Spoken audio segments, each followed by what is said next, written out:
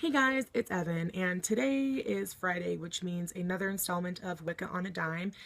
This video has been highly requested, and it is all about chalices, offering vessels, / goblets, things of that nature. I will be talking about associations, whether that be deities, elements, what they're used for, and substitutions. And I will also link below where I bought mine, which I'll show you guys right now. So this is my chalice. It's got a little pentagram. And if you guys have been with me for a while, then you guys have already seen this.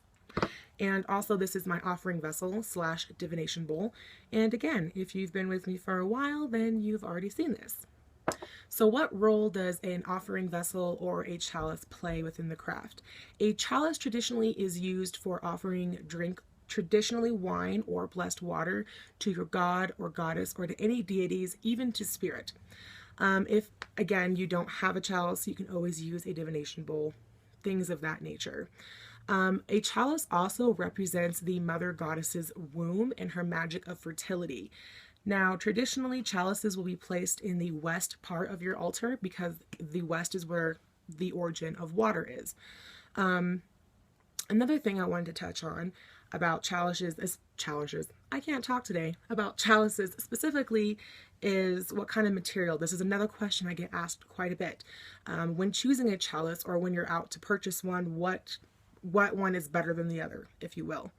As we already talked about, chalices are connected to Mother Goddess, connected to the westerly element and the westerly direction and the element of water.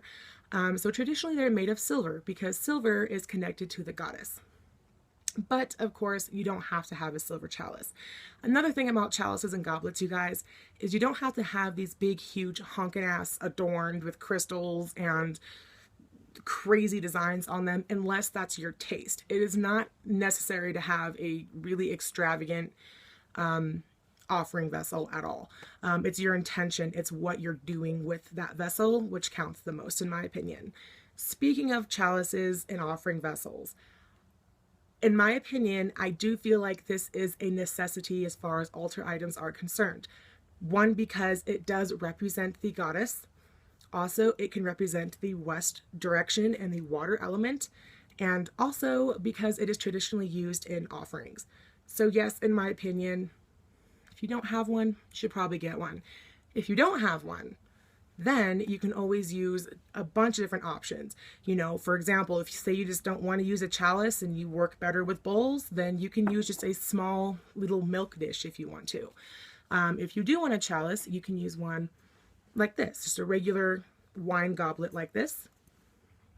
And if you don't have access to a wine goblet, or if you don't drink, then you can just use a regular drinking glass like this. Pretty much anything shallow to which you can hold water in, and that you can kind of raise up, offer to your deities. You take a drink, raise up, things of that nature. Also silver, going back to the material, it's also very highly vibrational. So I do recommend cleansing before and after any ritual you use a chalice during. But yeah, that's pretty much all I really wanted to talk to you guys about as far as chalices are concerned. If you guys have any other questions I didn't cover in this video about them, feel free to comment below and I will read them. I read all of your guys' comments and I try to respond as often as I can. But just know I will see them and I will do an updated video if I did not answer some of the questions you might have had. So yeah, anyway, I wish you all lots of light, love, and blessings, and I hope all of you in the States who celebrated Thanksgiving had a great Thanksgiving. All of you guys everywhere else, I hope you had a wonderful Thursday, which was yesterday. But yeah, I'll see you guys on Tuesday. Have a good weekend. Bye.